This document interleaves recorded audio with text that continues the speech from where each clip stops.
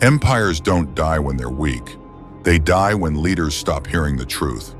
Napoleon didn't stop listening because he was foolish. He stopped listening because success convinced him he was untouchable. Empires don't collapse in wars.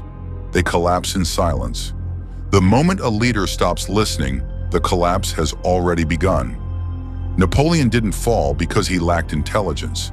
He fell because his intelligence convinced him that he no longer needed others. That was the verdict. Everything after that was just paperwork. Napoleon was never fighting Europe. He was fighting legitimacy. He wasn't born a king. He didn't inherit power. He took it. And men who take power never feel secure inside it. Every victory wasn't a celebration. It was maintenance. Psychologists call this overcompensation when success is driven by deep internal insecurity. And slowly, something more dangerous happened. Napoleon stopped separating who he was from what he ruled. Losing a battle was no longer failure. It was identity collapse.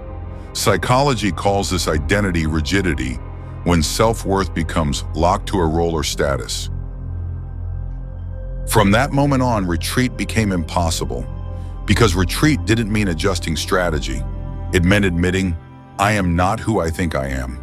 And the human mind will destroy armies before it allows that sentence to be spoken. Napoleon kept winning, again and again, and victory does something dangerous to the brain. Success doesn't make you smarter, it makes you less cautious. Psychologists call this overconfidence bias when past success creates a false sense of immunity. Napoleon didn't become arrogant overnight. Arrogance grew quietly, protected by results. And results are the best bodyguards ego can hire. This is where empires actually die, not on battlefields, but in rooms where people stop disagreeing. Napoleon still had advisors, but they no longer challenged him. Power filtered truth. Only agreement survived. Research shows that groups without dissent make dramatically worse decisions. Silence felt like loyalty, but that silence signed the death sentence. Because when leaders hear only echoes, reality waits patiently. 600,000 soldiers, endless land, winter approaching. Every warning was clear. Some generals said, stop, delay the invasion, secure supply lines, negotiate. Napoleon heard every option and rejected them all.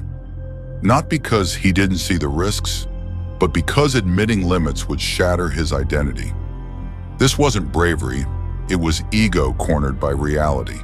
Loss aversion explains why leaders double down instead of retreating. Cold doesn't negotiate, hunger doesn't respect genius. The army wasn't defeated, it dissolved. From 600,000, almost nothing returned. But the worst loss wasn't soldiers, it was belief.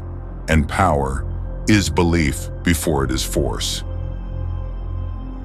History doesn't destroy failed leaders.